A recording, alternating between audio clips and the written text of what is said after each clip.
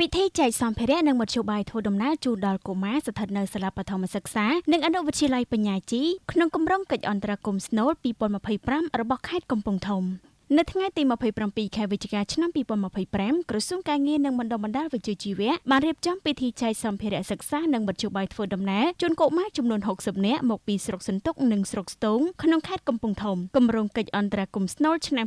2025ដើម្បីគាំពារនិងទប់ស្កាត់ពលកម្មកុមារពិសេសក្នុងវិស័យសិប្បកម្មផលិតឥដ្ឋក្បឿងពិធីនេះប្រព្រឹត្តក្រោមអធិបតីភាពលើកជំទាវសួររដ្ឋារីតំណាងឯកឧត្តមហេងសួររដ្ឋមន្ត្រីក្រសួងការងារនិងបណ្ដុំបណ្ដាលវិជ្ជាជីវៈនិងមានការចូលរួមពីឯកឧត្តមលីវេតអភិបាលរងខេត្តកំពង់ធំមន្ទីរពាក់ព័ន្ធម្ចាស់សិប្បកម្មអាណាព្យាបាលនិងសិស្សានុសិស្សប្រារព្ធនៅសាលាបឋមសិក្សានិងអនុវិទ្យាល័យបញ្ញាជីស្ថិតនៅភូមិបញ្ញាជីឃុំត្បូងក្រពើស្រុកសន្ទុកខេត្តកំពង់ធំលោកអ៊ីងសុភីប្រធានមន្ទីរការងារនិងបណ្ដុំបណ្ដាលវិជ្ជាជីវៈខេត្តកំពង់ធំបានបញ្ជាក់ថាគម្រោងកិច្ចអន្តរាគមន៍ស្នូលដើម្បីទប់ស្កាត់ពលកម្មកុមារក្នុងវិស័យសិប្បកម្មនិងកសិឧស្សាហកម្មត្រូវបានអនុវត្តតាំងពីឆ្នាំ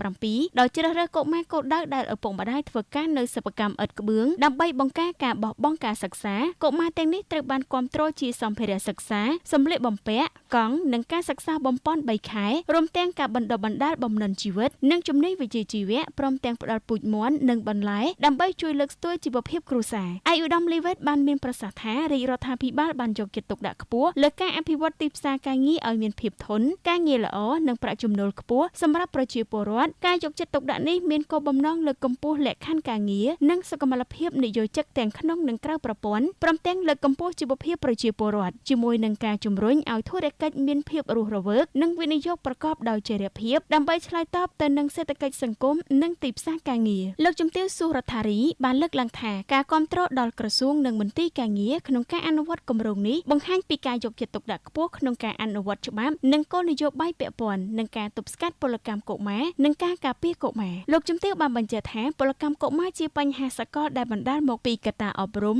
សង្គមការអនុវត្តច្បាប់និងអំពើល្មើសហើយបង្កផលប៉ះពាល់ធ្ងន់ធ្ងរដល់អនាគតកុមារដូច្នេះការទប់ស្កាត់បញ្ហានេះត្រូវការរួមចំណែកពីគ្រប់ភាគីព្រមទាំងអាជ្ញាធរម្ចាស់សិប្បកម្មអាណាព្យាបាលនិងកុមារផងដែរដោយមានទំនួលខុសត្រូវរួមនៅក្នុងឱកាសនោះដែរលោកជំទាវបានអំពាវនាវឲ្យមានការចូលរួមទប់ស្កាត់ពលកម្មកុមារនៅមូលដ្ឋានដូចតទៅទី1នៅសាលារៀនគ្រូបង្រៀនត្រូវមានតួនាទីតាមដាននិងឃ្លាំមើលសិស្សកុំឲ្យបោះបង់ការសិក្សាដើម្បីទៅធ្វើការទី2អាជ្ញាធរភូមិឃុំត្រូវធ្វើការគ្រប់គ្រងនិងតាមដានតាមក្នុងផ្ទះដើម្បីទប់ស្កាត់កុមារមិនឲ្យចូលទៅកន្លែងធ្វើការពិសេសក្នុងវិស័យសិប្បកម្មផលិតឥដ្ឋទី3អាណាព្យាបាលដែលធ្វើការឬស្នាក់នៅក្នុង